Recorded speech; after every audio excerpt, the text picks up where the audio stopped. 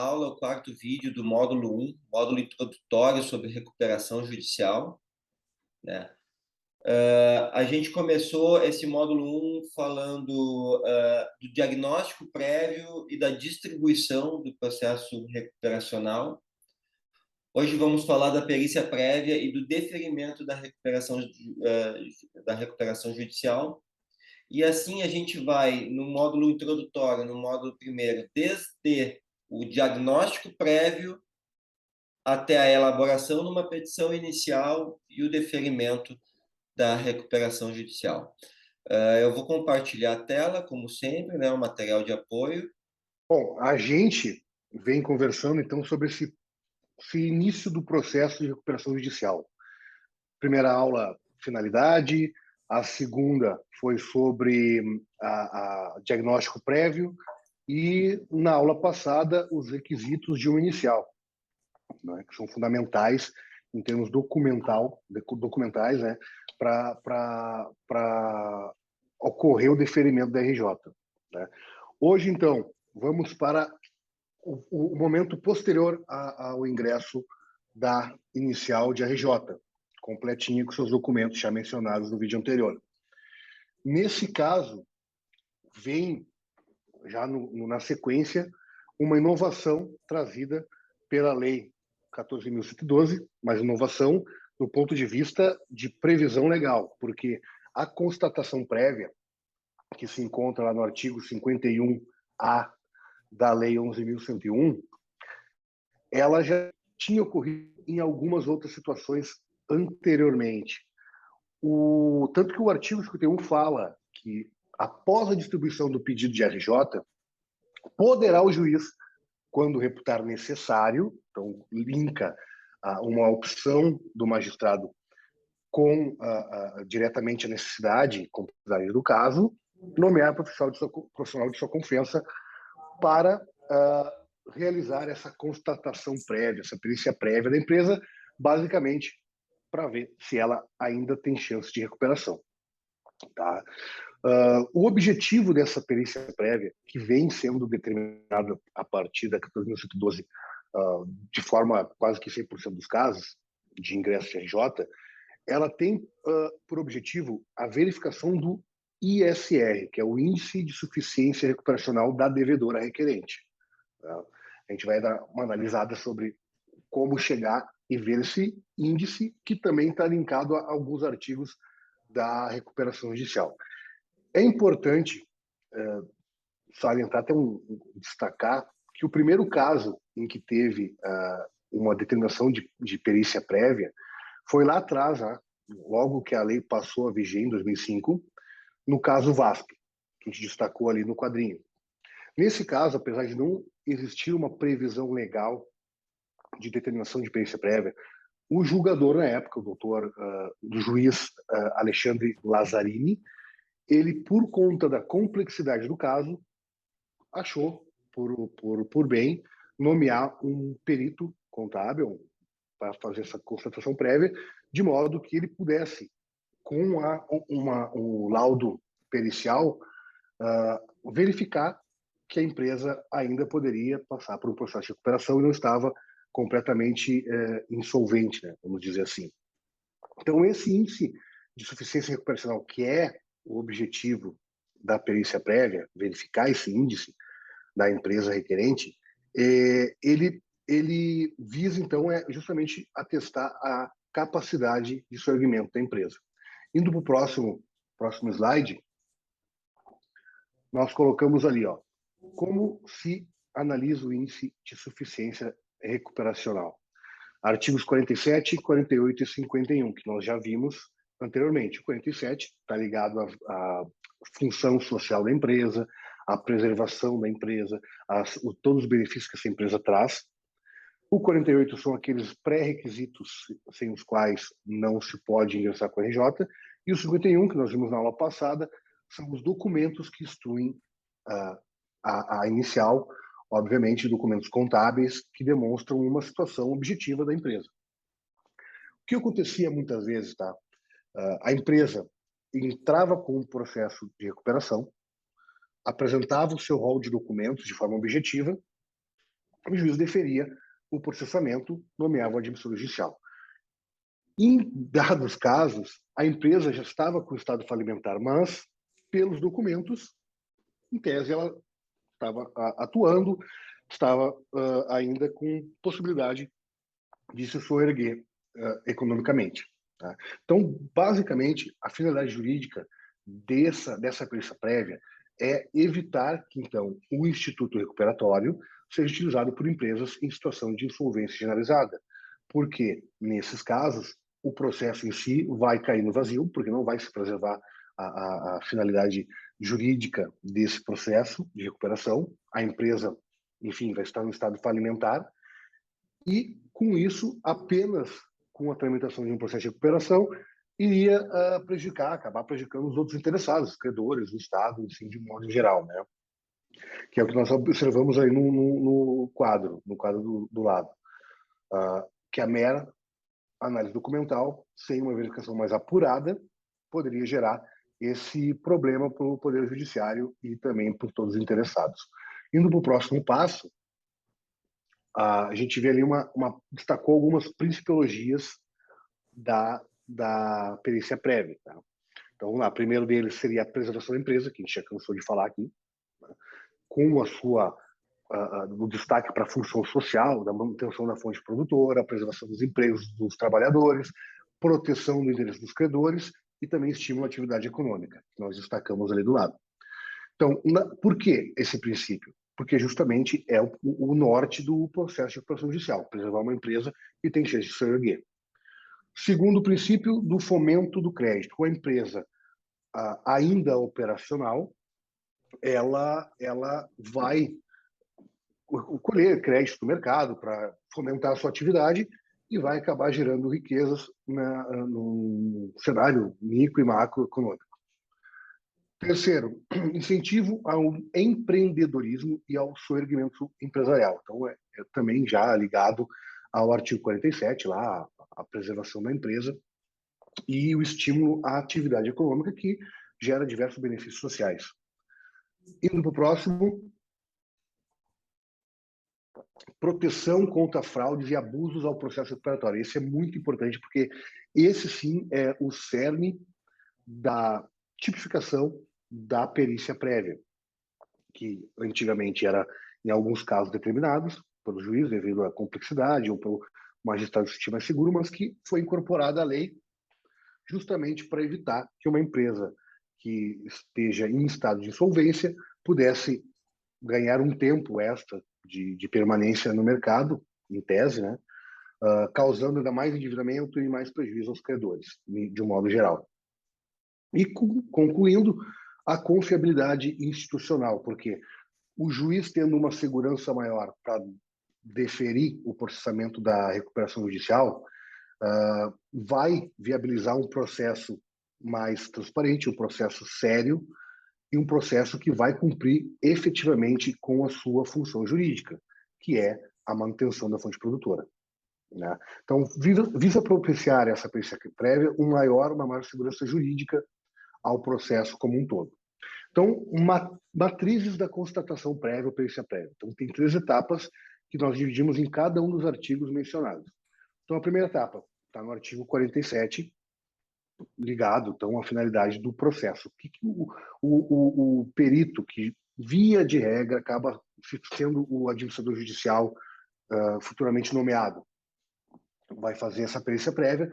Primeiro momento, vai até a sede da empresa, vai analisar a sua operação, vai ver a questão de funcionários, estoque, setor administrativo, comercial, vai ver que ela existe. Ele vai chegar na empresa, vai conversar com os sócios, vai conversar com os administradores e vai efetivamente ver e constatar que a empresa ainda está operando e existe, então, portanto, uma capacidade de soerguimento frente àquela crise que ela apresenta, né? Ainda que momentaneamente. No segundo momento, é o artigo 48, que são os pré-requisitos de não ser falido, de não ter requerido em menos de 5 anos ou ter deferido o processamento da RJ, a concessão da RJ, com aprovação de um plano ou a sua não objeção. Né? Então, é aquilo que a gente já viu em outro momento. E aí vai para terceira etapa da constituição prévia, que seria o artigo 51, que aí efetivamente vai se analisar os documentos que instruem a inicial, os motivos da crise, as medidas que já estão sendo tomadas e todo aquele rol que foi destacado na aula anterior. Antes disso, antes da perícia prévia, o que se atentava basicamente o magistrado? E ele apenas, sem um perito já nomeado, ele se atentava ao artigo 48 e ao artigo 51, bem objetivamente. Com essa perícia, então, como nós vemos destacando, o administrador judicial, que seria, vai virar o administrador depois, né, que vai fazer a perícia, vai constatar que a empresa realmente respira, né? Então, com o deferimento, feita toda essa análise dos três momentos, vai ser nomeado o administrador, que via de regra vai ser quem realizou a perícia, quem fez o laudo de viabilidade econômica, pode ser um advogado, um contador, um administrador de empresa, e aí vai estar sequência ao processo. Indo para o próximo, aí agora já são os efeitos de deferimento do processamento, eu vou passar a palavra para o Henrique, para ele destacar certos aspectos. Perfeito, Luciano. Primeiramente, boa tarde, Risado, boa tarde, doutor Luciano, pessoal que está nos assistindo. E como o Luciano muito bem comentou com vocês, depois do juiz fazer toda essa constatação prévia da empresa em recuperação judicial, e aí efetivamente observar que a empresa cumpriu com todos os requisitos da lei, o juiz então vai deferir o processamento dessa recuperação judicial. Lembrando apenas, pessoal, em parênteses, que são conceitos diferentes entre a consequência do deferimento do processamento da recuperação e a concessão da recuperação. A concessão, lembra que a gente comentou na aula passada que a concessão ela se dá quando existe uma aprovação do plano, né? Seja em assembleia, quando teve objeção ao plano, ou seja mesmo por conta de uma não objeção do plano, o juiz homologa, né? Então, na medida em que o juiz homologa o plano, existe a concessão da recuperação, diferente do deferimento que acontece agora no início do processo de recuperação. E de cara, a empresa em recuperação, quando ela tem o seu processo deferido na justiça, ela já vai começar a ter alguns bônus que ela vai poder usufruir, tá?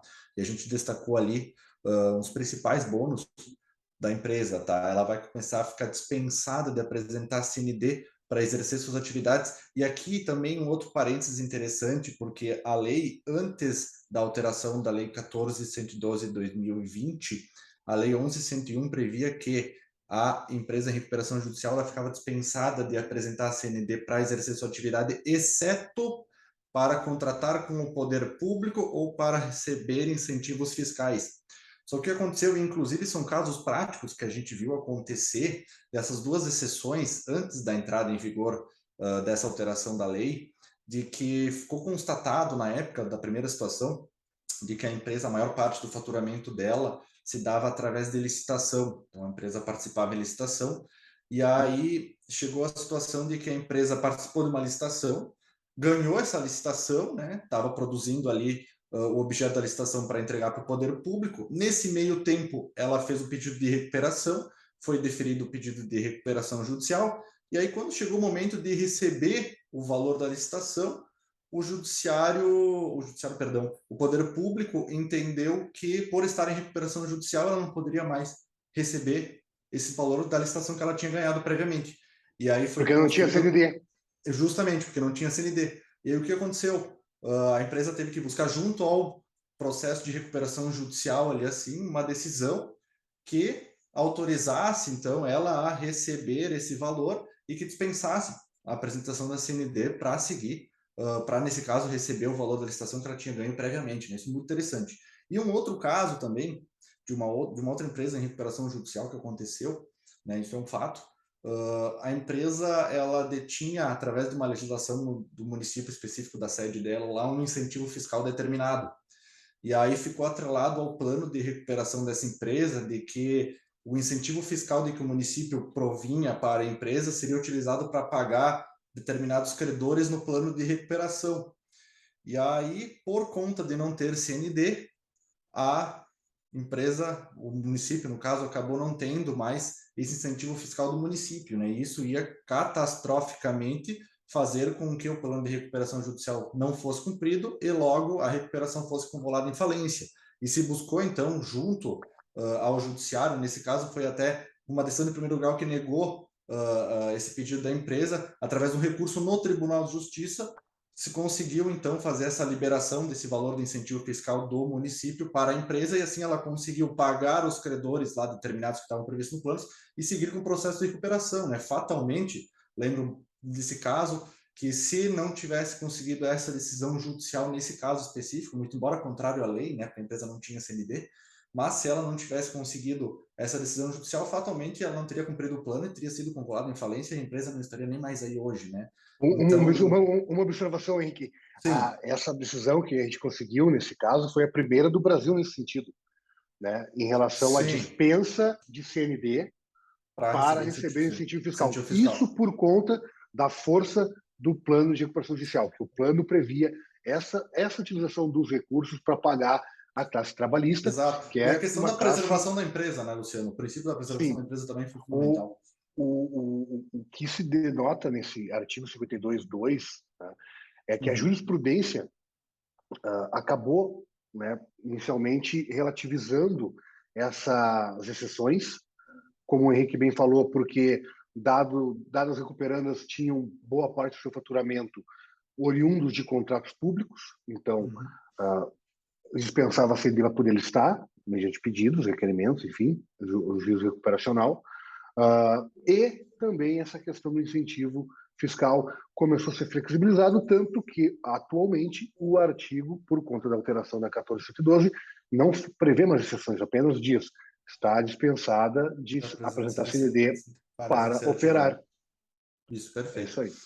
Então, além então desse primeiro bônus, depois desse parênteses, desses exemplos aí, da empresa ficar dispensada de apresentar CND, ela vai ter, no primeiro momento aí, a suspensão de todas as ações e execuções que correm contra a devedora, inclusive contra os credores particulares, sócios devedores solidários, né, relativos a créditos e obrigações sujeitas à recuperação judicial, tá? Então, sempre lembrando que existem os créditos sujeitos e não sujeitos. Então, tudo aquilo que é sujeito, já existe aí o primeiro bônus que se vê depois do deferimento do processamento da RJ e a suspensão de todos esses processos, tá? Inclusive, no próximo slide eu vou comentar com vocês, tá? E um outro bônus também que a gente decidiu colocar para vocês é que fica daí, a partir do deferimento do processamento da recuperação, a empresa fica subjúdice daquela vara judicial. Então, ela vai ter aí várias demandas judiciais contra ela, e se por algum motivo lá na frente venha a ter algum bloqueio judicial, penhora de um veículo, penhora de um imóvel, que seja,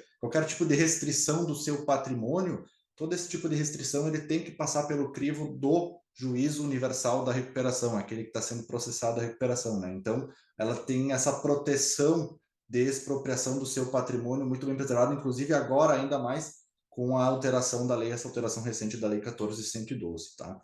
No próximo quadro, pessoal, vocês vão ver aí que eu coloquei, depois de ter visto esses primeiros bônus que a empresa ela começa a usufruir do deferimento da RJ, vocês vão ver aí que está escrito stay period. É um termo em parágrafo 4º da lei de recuperação, e é aquele período de suspensão das ações, inclusive foi um dos tópicos que a gente falou anteriormente, né, de 180 dias. Então, 180 dias existe essa suspensão.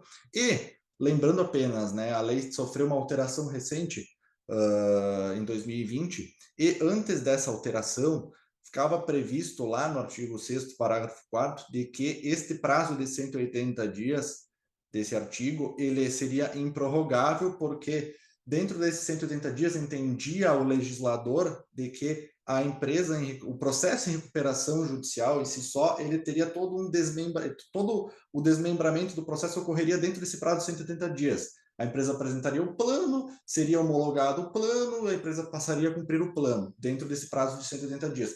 Mas nós sabemos, operadores do direito, e acredito que o pessoal que está assistindo também deve ter esse conhecimento de que 180 dias hoje, para um processo judicial, muito embora a questão do processo eletrônico tenha agilizado muita coisa, mas esses 180 dias fatalmente não eram cumpridos, né? A empresa aí mal conseguia, dentro dos 180 dias, passar a folia, aquele prazo lá, apresentar o plano de recuperação, depois tem toda uma questão de intimação e tudo mais, então esse prazo de 180 dias não era cumprido, né, justamente e basicamente por conta da morosidade do judiciário, intimação de credores, administrador judicial, Ministério Público.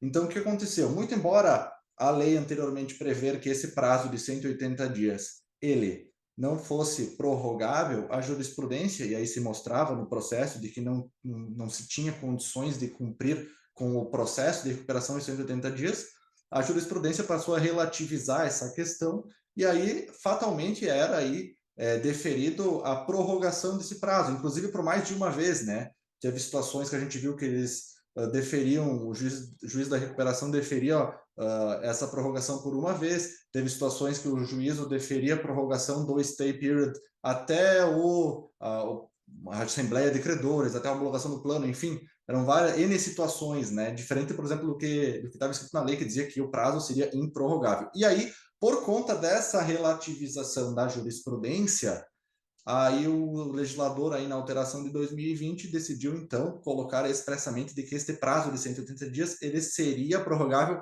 apenas uma vez. Então, hoje é mencionado na lei de que o período de 180 dias ele é prorrogável por mais 180. Então, teria aí o prazo de um ano, em tese, para a gente cumprir com todos o passo a passo do processo de recuperação. Tá? E aí, passando para o próximo slide, a gente Só uma observação também, Henrique.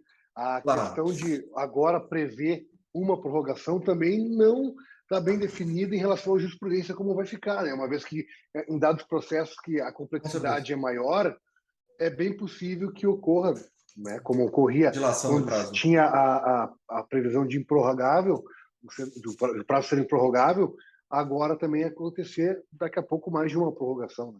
Isso. Então, é que como a alteração é muito recente, a gente não vê ainda aí decisões prorrogando esse prazo de 180 dias, além daquele já fundamentado pela lei, né? Então, vamos aguardar os próximos capítulos, mas eu entendo que, demonstrada ali a situação da empresa, de que não foi possível cumprir com todos os passos da RJ dentro, inclusive da própria prorrogação já prevista em lei, fatalmente a jurisprudência vai seguir o entendimento anterior e vai seguir deferindo, né? Enfim, depois de comentado essa questão do stay period, e a gente falou de coisas boas, que são os benefícios que a empresa em recuperação passa a ter depois do deferimento, a gente também tem que falar dos ônus que existem por conta do pedido de recuperação judicial. Afinal, nem tudo são rosas, né? Então, vamos lá. No momento em que é deferido o processamento de recuperação, se suspendem todos os prazos de prescrição das obrigações da devedora e que são daqueles créditos sujeitos à recuperação, né? Eles não são interrompidos, eles suspendem. Então, no momento em que o pedido de recuperação ia deferido, aquele prazo lá de prescrição que estava correndo de uma obrigação da devedora que seria sujeito, ou crédito sujeito à recuperação, ele é suspenso, então segue o prazo de suspensão. Eventualmente, no encerramento da RJ ou numa decretação de falência, volta seu status quo e aí segue tudo como estava. Tá? Suspenso pelo período de 180 dias, né, do stay period, né? Isso, exato. Outro ônus também que a gente pontua aí para vocês, né? A partir do deferimento da RJ, começa a correr, então, esse prazo de 60 dias para a empresa em recuperação apresentar o seu plano de recuperação judicial. Né? E aí, depois, mais para frente, a gente vai detalhar o que precisa conter esse plano de recuperação, mas basicamente é a forma como a empresa pretende se reorganizar e pagar seus credores. Então, a partir do deferimento, a empresa tem aí 60 dias para apresentar esse plano. E apenas lembrando, tá, pessoal, se vocês vão olhar no quadrinho do lado, vocês vão ver aí uma observação que a gente colocou para vocês, porque hoje a lei prevê que os prazos na recuperação judicial, todos os prazos da recuperação judicial, são contados em dias corridos. Aí o artigo 189, parágrafo 1º, inciso 1 da lei 11.101, alterado pela 14.112. Anteriormente, né, o que a gente via? Existia muita dúvida, né, do que era dias corridos, o que era aplicado dias corridos, o que era aplicado dias úteis, né, com a entrada em vigor do novo Código de Processo Civil em 2015, que passou aí a conter a regra da contagem de prazos por dias úteis, né, tinha gente que dizia que o prazo processual a gente vai contar em dias úteis, o prazo do direito material a gente vai contar em dias corridos. Então, por exemplo, para fazer um recurso no processo de recuperação, a gente vai contar em dias úteis. Para apresentar um plano de recuperação, que está previsto na lei lá do direito material, 60 dias que eu comentei para vocês, seriam contados em dias corridos. Então, isso aí estava uma mescla gigantesca de entendimentos, e aí agora a lei veio e ficou dizendo que tudo seria em dia corrido, artigo 189 da lei, para quem ficar interessado, quiser dar uma olhadinha. Tá? Além dessa questão de apresentar o plano em 60 dias, a empresa também vai ficar submetida à análise do administrador judicial e do juiz recuperacional, né? Inclusive o Ministério Público. Então, ela vai começar a prestar contas mensalmente perante o administrador judicial e ao juízo recuperacional, sob pena de destituição dos seus administradores. Isso está previsto aí no artigo 52, inciso 4 da lei. Então, a gente fala que a empresa tem muitos bônus quando entra no processo de recuperação, mas tem algumas situações que ela tem que seguir a regra também, porque está previsto na lei, né? Como eu falei, nem tudo são rosas, existe o bônus, né? Apenas lembrando, pessoal, um parênteses, e não comentei, tá no quadrinho do lado para vocês, que a empresa tem esse prazo de 60 dias para apresentar o plano, apenas retomando, e que caso ela não venha apresentar o plano ou venha apresentar o plano de forma intempestiva, né, extrapolando esse prazo de 60 dias, o juiz da recuperação pode convolar a recuperação em falência. Inclusive, esse é um das situações taxativas, está previsto aí no artigo 73, inciso 2º da Lei 11.101, certo? O que mostra o viés negocial da legislação, né, de recuperacional brasileira, porque na medida em que o interesse dos credores tem que ser preservado, obviamente que a apresentação de um plano de pagamento é fundamental. E nesse momento de 60 dias, muitas vezes tu tem que cumprir o prazo apresentando um plano que não vai ser o definitivo, porque a negociação se desenvolve lentamente com as diversas classes de credores. E no artigo 50 ali tem os meios de recuperação que podem ser utilizados pela empresa recuperando. Eles não são taxativos, são meramente exemplificativos, e existe muita inovação nesse sentido. Então, só ressaltando por que é tão importante, além de evitar uma convolução em falência, a questão negocial, esse viés negocial do plano de pagamento com os credores das classes que estão rolados na RJ. Eu queria fazer duas observações. Diz respeito ao período de suspensão de 180 dias, que pode ser prorrogado, né? Não que o processo recuperacional deva durar 360 dias, né?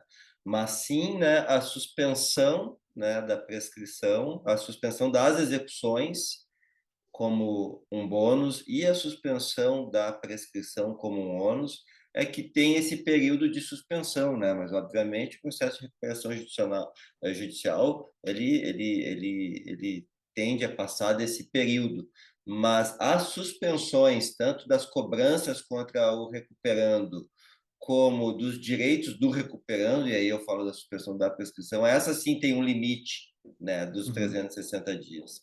É a única observação que eu queria deixar um pouquinho mais claro.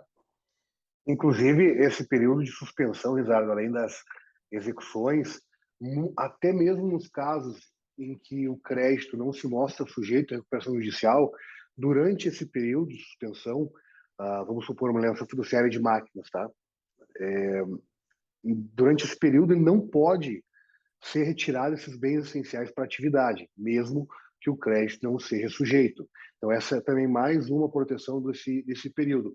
Obviamente que o processo vai durar muito mais que isso, uma vez que a lei até prevê, né, que uma vez concedida, homologado o plano e concedida efetivamente a recuperação judicial para a empresa, ela poderá permanecer em 2 anos ainda sob a fiscalização e analisando-se nesses 2 anos o cumprimento do plano. Não sendo cumprido o plano, né, dependendo dos seus termos ali, ocorre a convolução em falência. Então, também é um caso de não apresentação de plano e não cumprimento do plano, gera a convolução da recuperação judicial em falência. Então, esse período é bem importante justamente por isso. Eu acho que é isso, então, né? Finalizamos o módulo 1, certo? E como uma sugestão de pesquisa sobre esse módulo 1, fica a dica de que ainda é preciso ter alguns estudos que